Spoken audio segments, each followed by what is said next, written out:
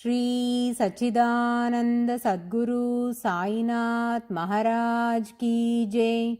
Sri Sai Satcharitra An Insight-Episode-17. My humble prostrations at the lotus feet of our Sadguru Sai. By the divine grace of Sai, an attempt has been made to translate the gist of the divine discourse of Sri Ramanathan brother telecasted in Sai TV. This is purely done to share the glory of Sai and his divine teachings with more insight to the aspirants. Om Gurur Brahma Gurur Vishnuhu Gurur Devo Maheshwaraha Gurur Sakshat Parabrahmam Tasmai Shri Gurave Namaha. We have been discussing about Baba's routine and his visit to Neemgond. Let us listen more on the topic now. In the village of Neemgond resided Nana Sahib Dengle, and he is a descendant of Triambak Dengle, the Peshwa, a title like Prime Minister of Neemgond. Nana Sahib Dengle loved Baba deeply and was an ardent devotee of Sai Baba. Nana Sahib Dengle's older brother was Baba Sahib Dengle. Baba Sahib had visited Shirdi for Sainath's darshan. Both the brothers represented the first group of devotees who loved Baba. Hearing the glory of Baba, which was to sprout from the village to the entire world, Bala Sahib suggested his brother Nana Sahib to beseech Sai Baba and share his agony of not having a son. Nana's first wife had faint chances of getting a son. Hence, Nana Sahib married second time. But unfortunately, he did not get a son even from his second wife. So, Baba Sahib sent Nana for Sri Sai Baba's darshan.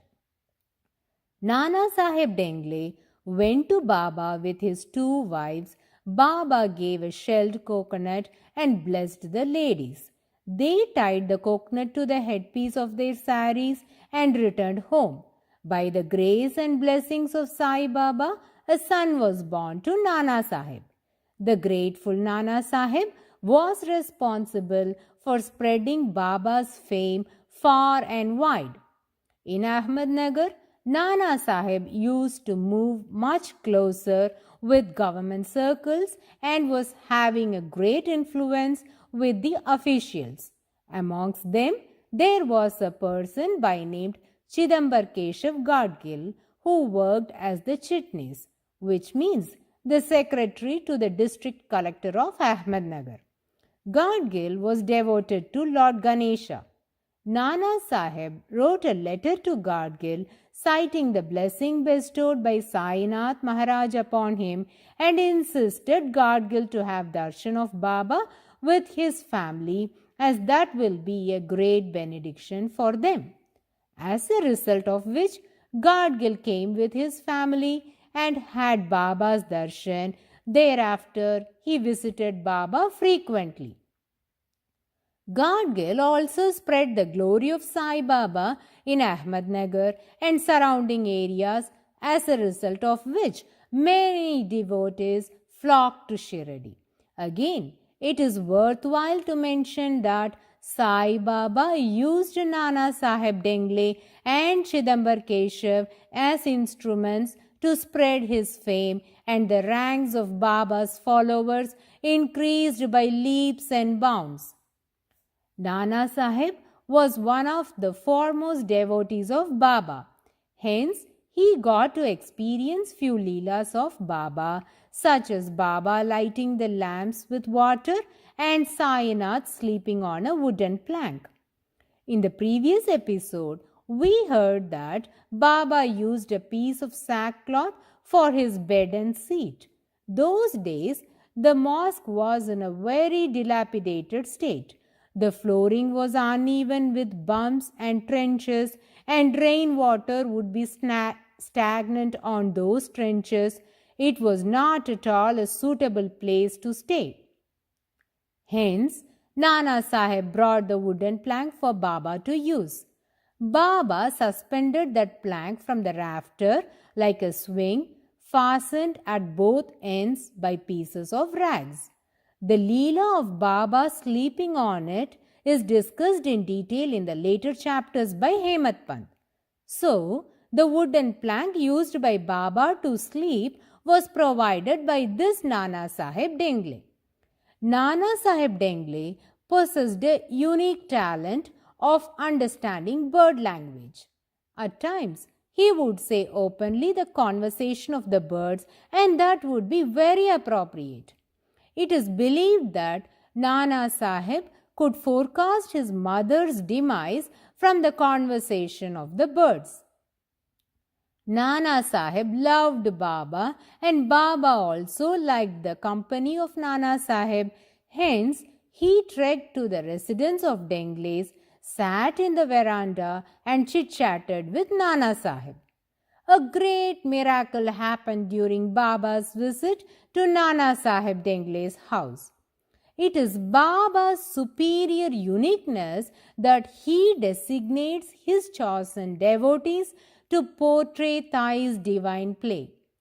Once, when Baba was talking with Nana Sahib Dengle, two birds perched on top of a tree and made chirping sounds.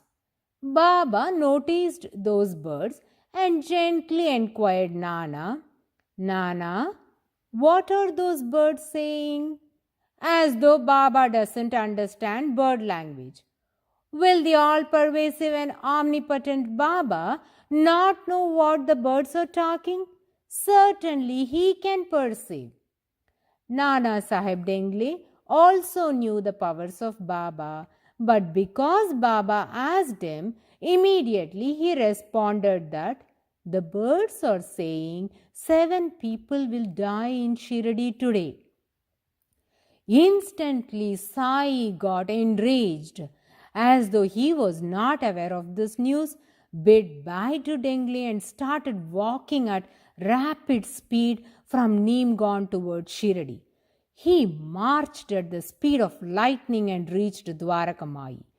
All those who witnessed this scene were perplexed. The residents of Shirdi were worried to see Baba's fury, and his actions were beyond their comprehension. As soon as Baba walked into the masjid, he voiced out, "Fetch Bagoji immediately." Bagoji Shinde is a leper devotee, but a very fortunate and blessed one to serve Baba. It is said that the service Bagoji did to Baba suppressed Bagoji's leprosy from spreading more. Now, Baba declared that Bagoji should be brought to the masjid. A devotee rushed to Bagoji and said, "Hey Bagoji, hurry up! Baba is calling for you." Instantly, Bagoji came running towards Baba.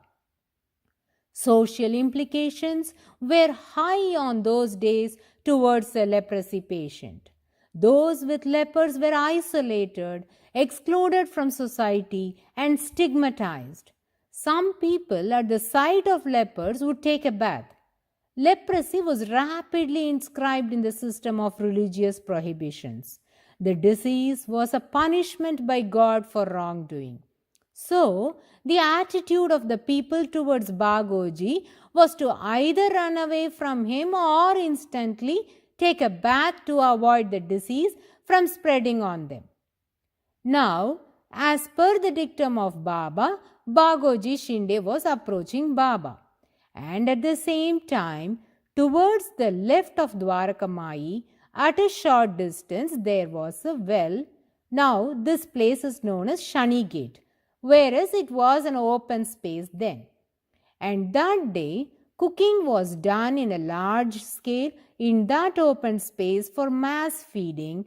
This event was happening in front of 3 temples, Lord Ganesha, Lord Shiva and Shani. Now Baba dictated Bagoji to insert his hand on the food that is being cooked over there. Those were the days a leper was not socially accepted, whereas Baba is dictating a leper patient to put his hand on the food that is cooked for mass feeding.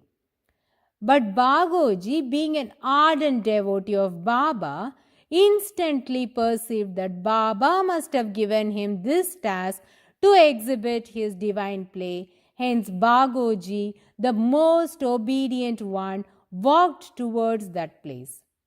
While he was walking towards the spot, the Shirdi residents were trying to chase him, yelling, "Hey, hey, don't come here." Though they were shouting at him, none would dare to touch Bagoji as he was a leper. So, Bagoji swiftly walked towards the dishes and quickly inserted his hand inside the cooking pot. Immediately, the Shirdi residents became furious. They picked up sticks and chased to thrash him. They all were enraged as they thought Bagoji spoiled all the food that was cooked for the entire village to partake by inserting his pus-oozing hands. Now, where else can Bagoji take shelter other than Baba? Moreover, he performed this act as per the ordinance of Baba. So he rushed towards Baba and surrendered at Thai's divine feet. Now all those who chased Bagoji called out to Baba, "Baba, see what a disrespected act he has done. Send him out, Baba. We need to smack him." Baba, in a comfortable tone, replied, "You can thrash him, but before doing so, first go and check what is in that cooking pot." Immediately, the confused residents inspected the vessel and could not trace any details. So, they inserted a big ladle inside the cooked food and were astonished to find a long dead serpent inside that. The above mentioned statement of Nana Sahib, based on the bird conversation revealing death of 7 people, is linked with this incident. Therefore, to avert the death of those 7, Baba very strikingly and compassionately enacted this miracle. The people of Shirdi understood that Baba saved their life by seizing the cooked food from being distributed and consumed. The residents of Shirdi prostrated before Baba and thanked him for saving the village from utter calamity and death. Similar Leela was also transpired by Sri Seshadri Swamiji.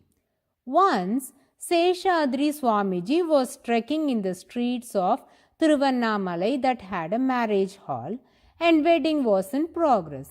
Seshadri Swamiji swiftly walked into the marriage hall, entered the kitchen and lifted the vessel that was filled with sambar, inverted it and emptied the dish. All those witnessed this act were astounded.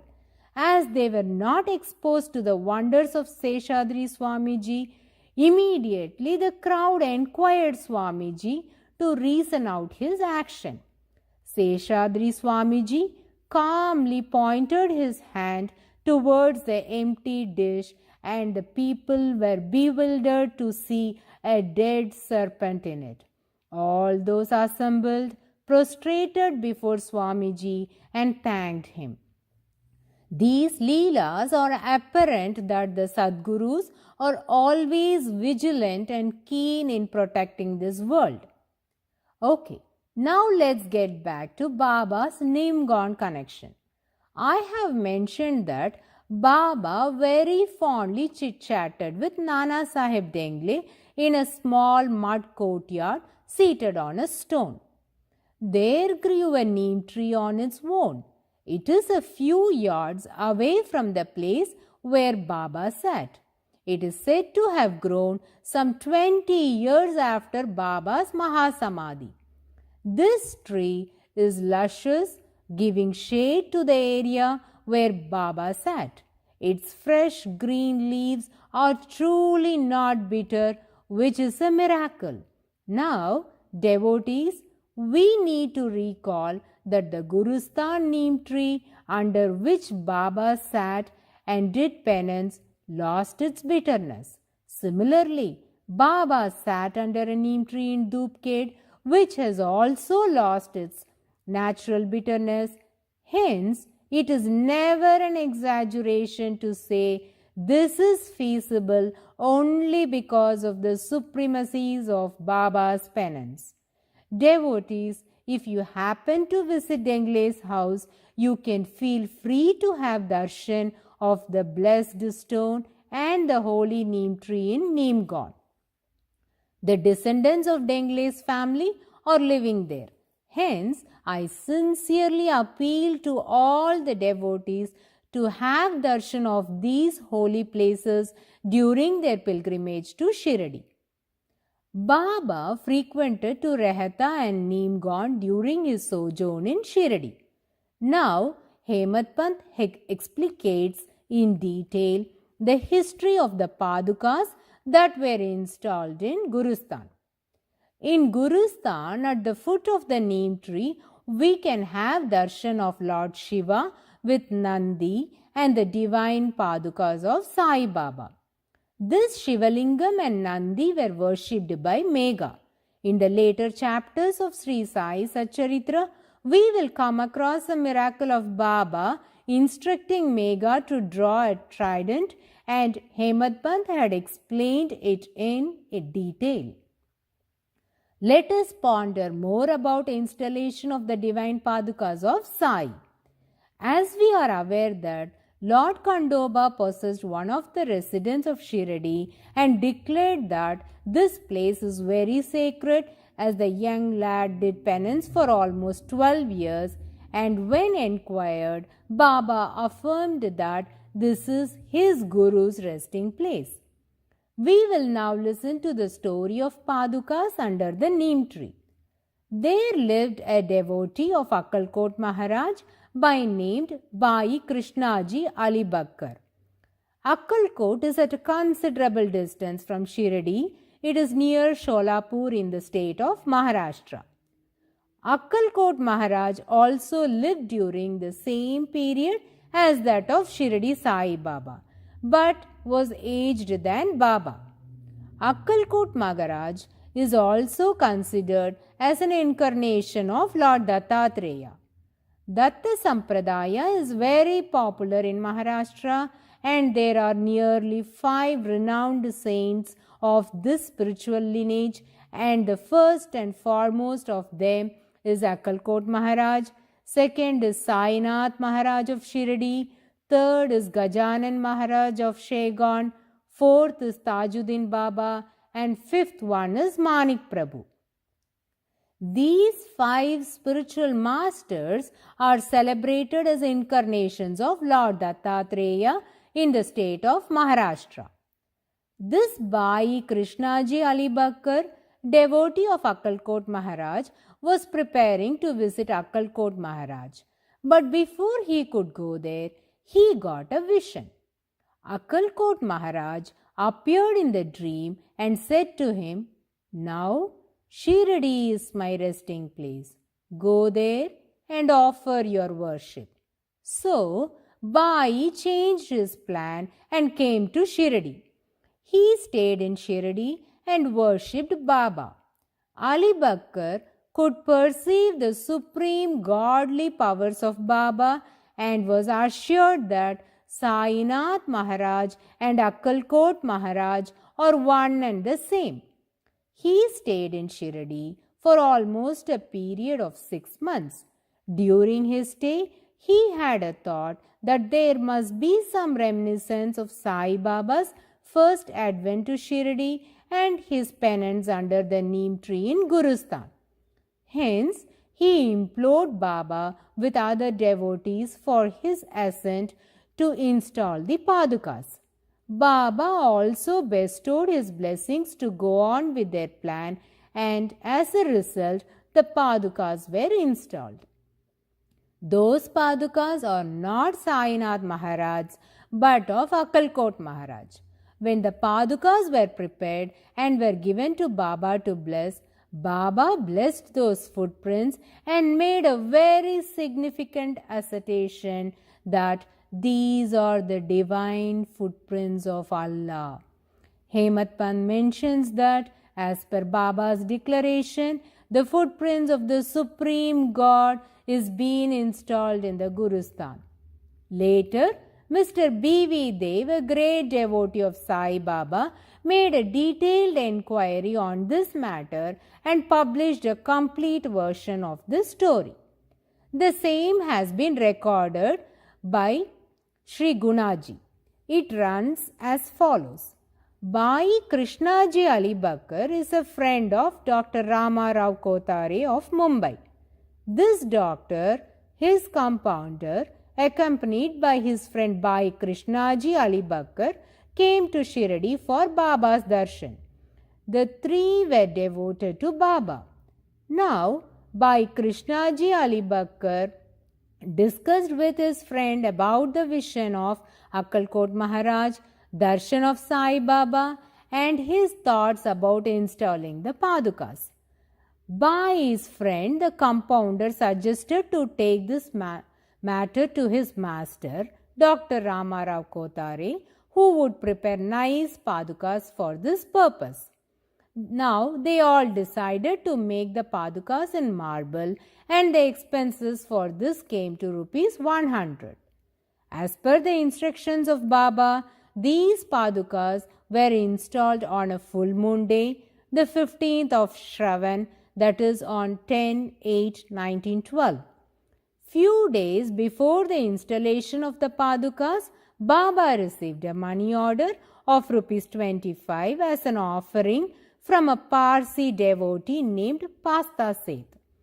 Baba blessed this offering and gave this sum for the installation of the Padukas, and the remaining rupees 75 were collected by subscriptions. So, this summed up the total expense of installation, which came up to rupees 100. Some improvements were made on the Padukas as per the suggestions given by Upasani Maharaj, such as drawing of lotus, conch, disc, etc., and the sloka from Sai Mahima Stotra, Sadanimba Vrikshasya Mooladi Vasat, depicting the greatness of neem tree and Baba's yogic powers, were inscribed, and these Padukas were installed. But it is believed that within a day these Padukas were mutilated.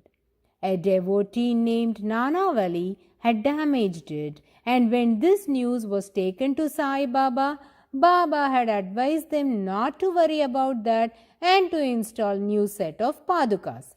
The Padukas were carried on head from Kandoba temple by a devotee named Govind Kamalakar Dikshit. He went on a procession all over Shirdi and then installed it at the foot of the neem tree. Hemant Pant has also expounded the incredible miracle of Baba lighting the lamp with water, which we will listen in the coming episode. Similar leelas were also performed by few other great saints like Namini Nandi Adigal, Vallalar, Alukaswami Siddhar, and many more. These miracles should not be considered as mere stories, but they reveal the supremacy of the great masters on the five elements. Hemant Pant has given many illustrations that divulges the authority of Sai Baba on the five elements and on all living creatures. Besides the living beings, Baba also had ultimate control over the immovable things.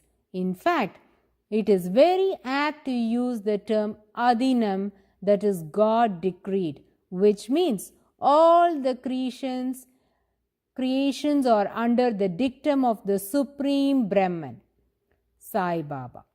We can immerse in Sai Sagar and drink more such nectars in the coming episodes. Bow to Sri Sai. Peace be to all. Om Sai Ram.